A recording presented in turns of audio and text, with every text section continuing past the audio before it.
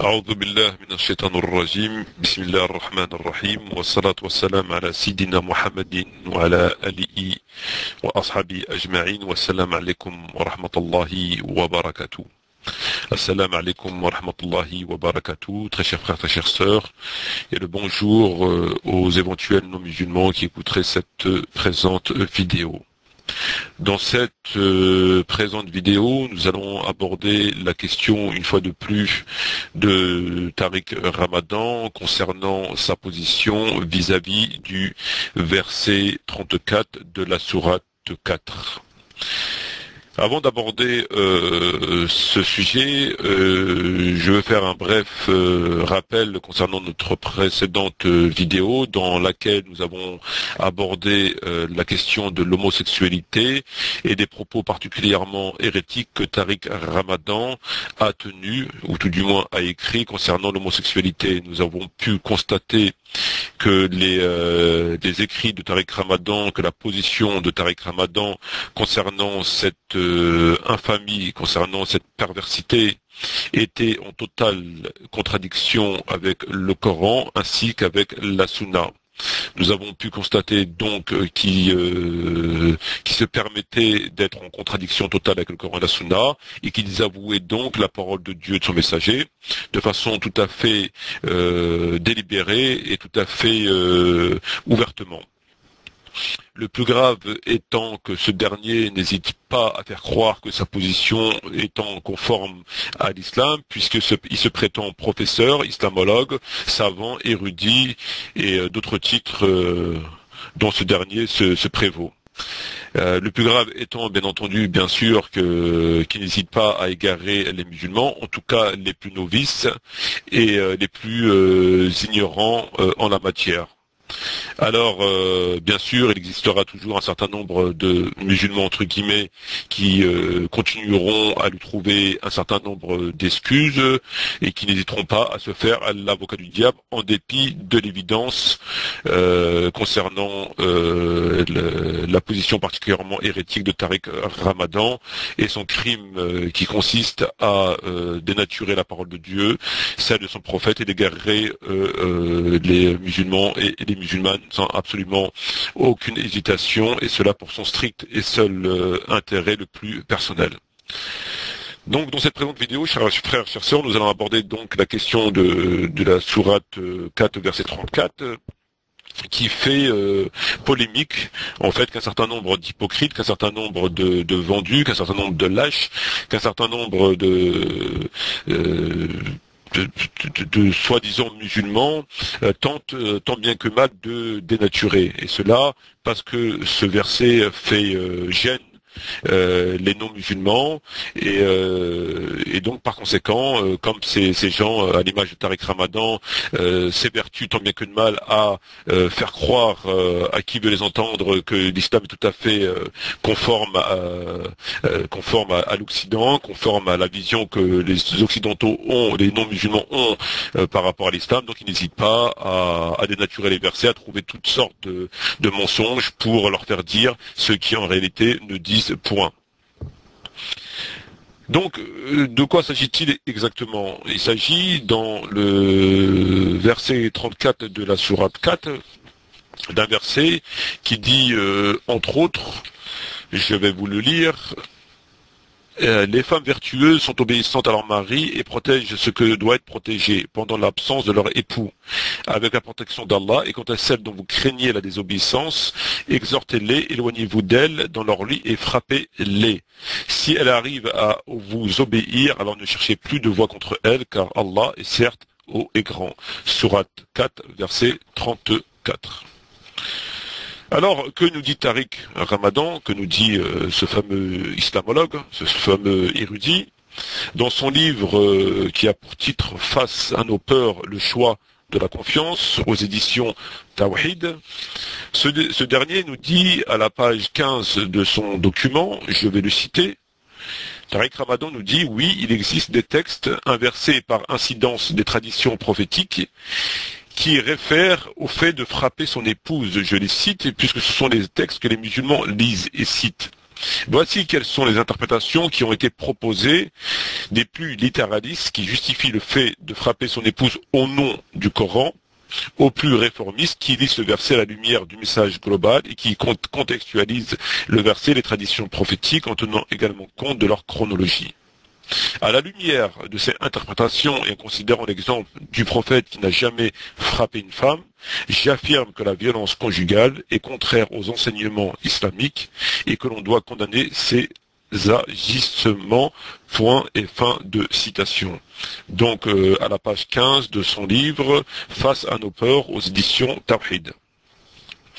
Alors c'est très simple, monsieur Tariq Ramadan, je vais vous répondre à votre mensonge, à votre manipulation, puisqu'il s'agit bien de cela, d'un mensonge et d'une manipulation, comme nous allons le prouver à présent. Alors, monsieur Tariq Ramadan, vous êtes en train de nous expliquer tout d'abord que vous reconnaissez, je vous cite de nouveau, qu'il existe des textes qui se réfèrent au fait de frapper son épouse. Très bien. Ensuite, monsieur Ramadan, vous nous dites, je les cite puisque ce sont les textes que les musulmans lisent et citent, ce qui est parfait. Ensuite, monsieur Ramadan, vous nous dites, voici quelles sont les interprétations qui ont été proposées des plus littéralistes qui justifient le fait de frapper son épouse au nom du Coran, aux plus réformistes qui lisent ce verset à la lumière du message global et qui contextualisent le verset et les traditions prophétiques en tenant également compte de leur chronologie. Monsieur Ramadan, il existe selon vous donc deux lectures possibles de ce verset, comme bien sûr du reste du Coran et de la tradition prophétique, c'est-à-dire celle des plus littéralistes et celle des plus réformistes. Les premiers appliquent ce verset littéralement, et les seconds lui trouvent un contexte qui aujourd'hui abrogerait ou atténuerait en tout cas la portée de cette autorisation qui est, si besoin, de frapper son épouse. Et pour conclure, monsieur Ramadan, vous nous dites, je vous cite, à la lumière de cette interprétation, en considérant l'exemple du prophète qui n'a jamais frappé une femme, j'affirme que la violence conjugale est contraire aux enseignements islamiques et que l'on doit condamner ces agissements. Fin de citation. Alors, très bien, cela me semble parfaitement clair en ce qui me concerne. Donc je vais résumer votre position. Monsieur Ramadan, il existerait donc selon vous deux catégories de musulmans. La première catégorie, donc les littéralistes, entre parenthèses les idiots comme moi, qui lisent et appliquent ce verset bêtement, et qui donc le lisent à la lettre, le comprennent à la lettre, et dont vous ne faites pas bien sûr partie. Et les autres, dont vous faites partie, monsieur Ramadan, ceux que vous qualifiez de réformistes, les super intelligents, donc ceux qui sont plus intelligents que les littéralistes et les idiots, lesquels sont, bien sûr, on ne pourra pas le contester, les chouchous des mécréants et des médias, lesquels ont eu, contrairement aux idiots littéralistes, l'intelligence de penser à contextualiser ce verset et l'islam en général. Je ne comprends donc pas, monsieur Ramadan, qu'après un tel exposé limpide, peut-on encore mal interpréter vos propos. En tout cas, pour moi, ça me semble parfaitement clair. À présent, monsieur Ramadan, à présent, frères et sœurs, analysons votre position, analysons la position de monsieur Ramadan et de ses semblables, donc les réformistes, concernant le verset qui autorise le fait de frapper son épouse. Reprenons votre texte et votre position, monsieur Ramadan, nous allons la décortiquer et nous allons l'analyser. Vous nous dites, monsieur Tariq Ramadan, et désolé pour les répétitions, que, je vous cite, à la lumière de cette interprétation et considérant l'exemple du prophète qui n'a jamais frappé une femme, j'affirme que la violence conjugale est contraire aux enseignements islamiques et l'on doit condamner ces agissements. Très bien. Tout d'abord, monsieur Ramadan, frères et sœurs, il faut savoir que lorsque vous nous dites que le prophète n'a jamais frappé une de ses épouses, vous dites une chose qui est inexacte. En effet, on pourra lire dans le Sahih de Muslim, le texte qui va suivre, donc je vais vous le lire. Aïcha, radiyallahu anha, a dit, ne vous voulez pas que je vous parle de moi du messager d'Allah? Nous avons répondu, oui. Elle a raconté. À l'une de ces nuits de tour de rôle chez moi, le prophète est tourné dans le lit. Il a ôté son habit et ses chaussures, en déployant le premier sur le bord du matelas et les secondes tout près de ses pieds, puis il s'est couché. Ensuite, dès qu'il eut pensé que je me suis endormi, il a doucement repris son habit, s'est chaussé, puis ouvrant la porte, il est sorti en refermant celle-ci doucement. Alors je me suis couvert la tête par ma chemise et je me suis voilé. Je me suis enveloppé de mon habit, puis je me suis mise en route derrière le prophète jusqu'au cimetière d'Al-Baqi, où je l'ai vu se tenir debout très longtemps. avant de lever à 3 reprises ses 2 mains. Ensuite, en le voyant rebrousser chemin, j'ai remarché vite. En le voyant se dépêcher, je me suis aussi dépêché. Puis en le voyant se mettre à courir, je me suis aussi mise à courir. Enfin, arrivant avant lui à la maison, je me suis couché. Alors à son entrée, il m'a demandé: qu'as-tu, ô Aïcha? Pourquoi te montres-tu à moi ainsi allaitante avec le ventre relevé? Je lui ai répondu: rien du tout, ô messager de Dieu. Il reprit: tu dois m'en informer, sinon ce serait Allah qui m'en informera. Alors il dit, donc j'ai informé le prophète de ce que j'avais fait. À ce moment-là, le prophète je la cite, il m'a violemment tapé sur la poitrine en me faisant souffrir, en me demandant: est-ce que tu as cru que Allah et son messager pourraient être injustes envers toi? Fin de citation. Alors Aïcha radhiyallahu anha a dit, je la cite: il m'a violemment tapé sur la poitrine à me faire souffrir. La référence du texte, extrait de Sahih de Muslim, volume 1, Dar al-Kutub al-Almiya, livre 11, chapitre 35, hadith 1044, pages 203 et 204. Constatons, monsieur Tariq Ramadan, constatons, frères et sœurs, que M. Tariq Ramadan a commis, je dirais, une erreur. Je mettrai ça sur le compte de l'erreur, puisque nous savons que Tariq Ramadan passe plus son temps à voyager à travers le monde qu'à étudier les livres. Lorsqu'on voit son agenda, on comprend très rapidement qu'il ne doit pas avoir beaucoup de temps pour étudier l'islam. C'est une erreur, ce qui peut arriver à n'importe quel mortel, à commencer par moi-même. Donc, première erreur de Tariq Ramadan. Ensuite, monsieur Tariq Ramadan, vous nous dites, donc j'ouvre les guillemets et je vous cite: à la lumière de cette interprétation, considérant l'exemple du prophète qui n'a jamais frappé une femme, j'affirme que la violence conjugale est contraire aux enseignements islamiques et que l'on doit condamner ces agissements. Or, comme bien même monsieur Tariq Ramadan, le prophète n'aurait jamais tapé une de ses épouses, le fait de se référer au prophète concernant son comportement vis-à-vis de ses épouses n'est pas une base légale de réflexion, surtout lorsque l'exemple cité concerne la vie privée du prophète. Je m'explique. Nous savons que le Coran autorise pour tel ou tel motif la lutte armée. Nous savons aussi que le prophète a participé en personne à, pour ainsi dire, toutes les batailles. Et nous savons aussi que le prophète ne tua jamais de ses propres mains d'ennemis, ou peut-être un seul, et dans un cas très particulier. Ma question est donc la suivante.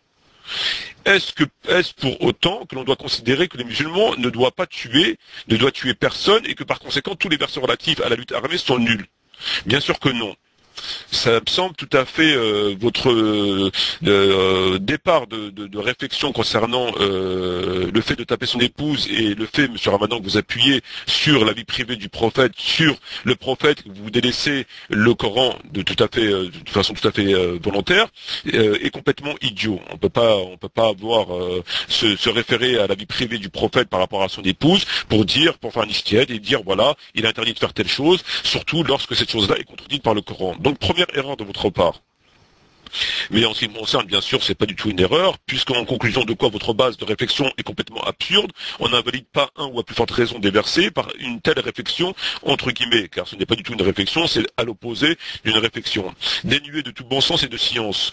En ce qui me concerne, considérant que vous ne pouvez pas être aussi ignorant que les textes le laissent apparaître, il va de soi qu'en réalité, ce qui vous conduit à parler ainsi, c'est-à-dire comme un vrai ignorant, et que vous faites partie d'un cercle de manipulateurs au service de lobbies très puissants, lesquels vous dictent votre lecture de l'islam que vous qualifiez de réformiste.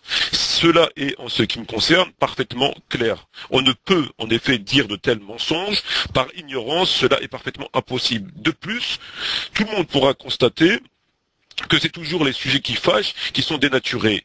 Le djihad, la polygamie, la laïcité, le hijab, la lapidation, etc.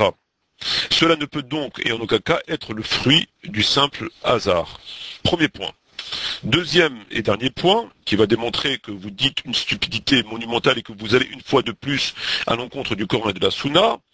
Vous nous avez dit, monsieur Ramadan, j'affirme que la violence conjugale est contraire aux enseignements islamiques et l'on doit condamner ces agissements.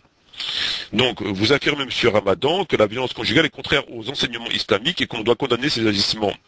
Je vous pose une question qui est très simple. Peut-il exister un verset en contradiction avec les enseignements islamiques? Peut-il exister un verset en contradiction avec les enseignements islamiques?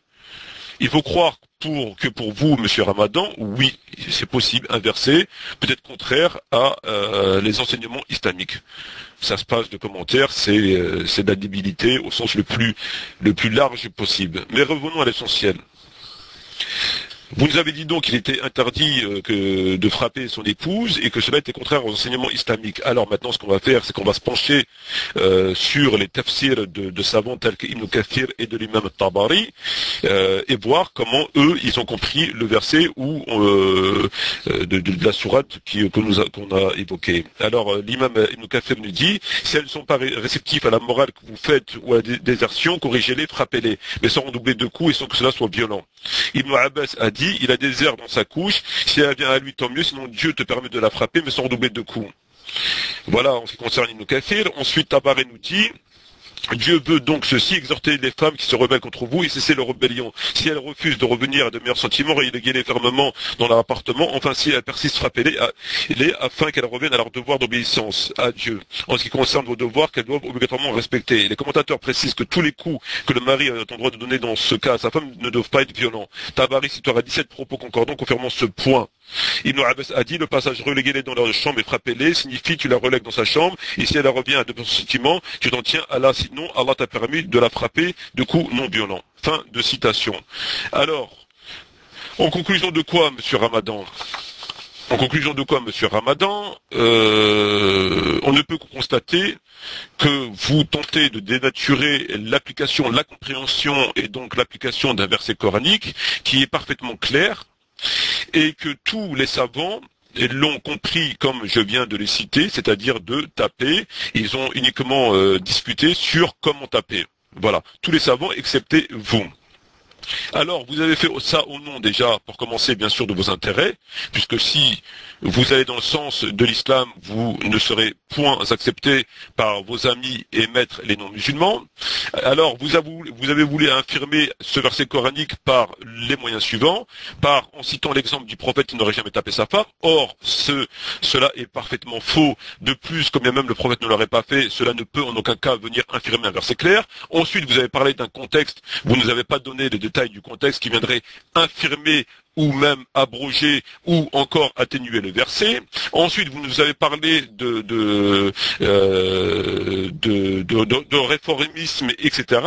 Et donc, vous nous avez absolument cité aucun élément lequel vous aurez éventuellement amené à arriver à cette conclusion. Vous nous avez absolument rien cité, ni le contexte, ni vous nous avez parlé également de chronologie. Donc, elle est où la chronologie? Quel rapport y a-t-il? Vous ne la citez pas, la chronologie.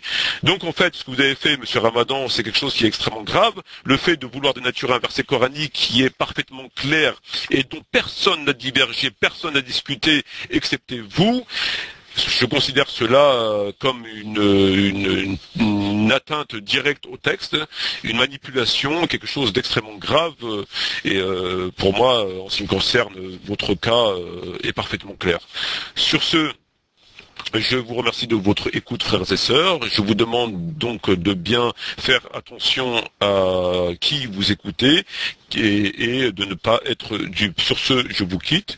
Je vous dis shukran jazirin, wassalamu alaikum wa rahmatullahi wa barakatuh. J'en profite pour citer un dit du prophète qui nous dit: le messager d'Allah nous a prévenus de tout hypocrite, sachant savant qui sait détourner les gens et occulter la vérité.